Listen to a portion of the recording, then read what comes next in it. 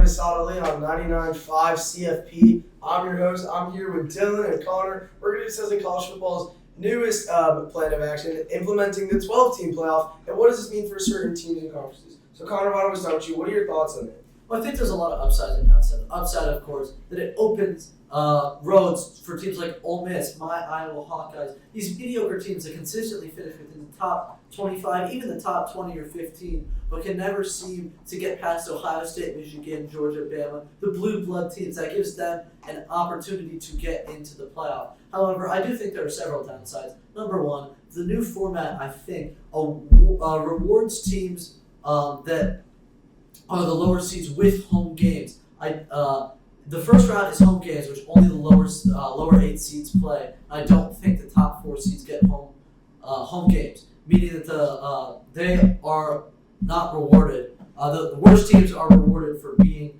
worse. The revenue is a big part of this, and the top 4 teams deserve to host games in the playoffs as well. And second, the only other big problem that I see with this is that we all know it's going to be 10 teams from the SEC and Big Ten. It's going to be, the Ole Miss, the Florida, the good teams that are in really good divisions. We're not going to see a group of 5 teams like Tulane or more exciting, Big 12 teams in just because their conferences aren't that good. So I think that there needs to be a requirement for one team from every group of 5 conference to get in, and maybe a limit on the number of SEC or Big Ten teams. That's my thoughts. Your thoughts, Dylan, and your thoughts on that was a lot of takes there. But I think it's good overall. Like, people like to watch college football. It'll be significantly more games, which people will get into. But I also think another downside is it's gonna be really top heavy, as you said. Like, some of these teams that sometimes deserve to make it, like the Hawkeyes, with that dominant defense that can't seem to score many points at all, like against my Nittany Lions. It's not opening up the realm for teams that some people want to see that have performed well, such as Tulane a few years ago. Overall, I feel like it's a good idea. People have wanted it with the Florida State snub last year.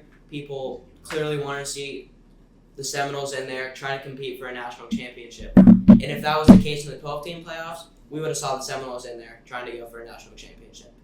So I think it's time to take a break, and you can call us and ask us a question at 1-2-3-4-5-6-7-8-9-10-1. So Connor, I do have a question for you. We're getting a call right now. Hello.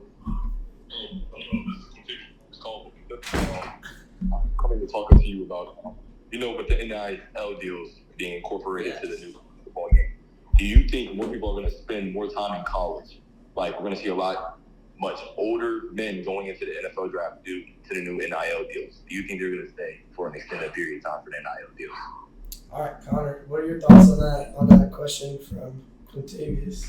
No, I really don't think so. I think the top players in college football who are making the most NIL money, the insane, $5, $10, $15 million deal, they're going to make just that amount of money in the NFL. Plus, they can keep their State Farm commercials, their insurance commercial, whatever. It's only the stuff directly from the college that they lose. And we've seen time and time again players electing to stay in college either for NIL or because they think that they can improve their draft stock, and it backfire. I don't think this is a big enough change for players to want to stay in college for an extra year, 2 years, however long you can stay in these crazy days.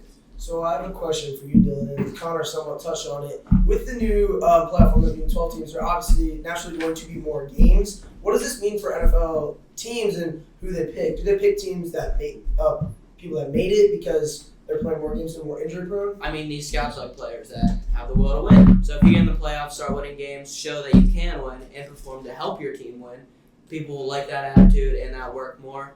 It's not going to really matter because, let's be honest, the scouts aren't looking for whole teams. They're looking for talents at certain positions by certain players. So, the raw skill, speed, and abilities is mainly what they're looking for. But that, winning culture is also a thing they're going to be looking for along with that.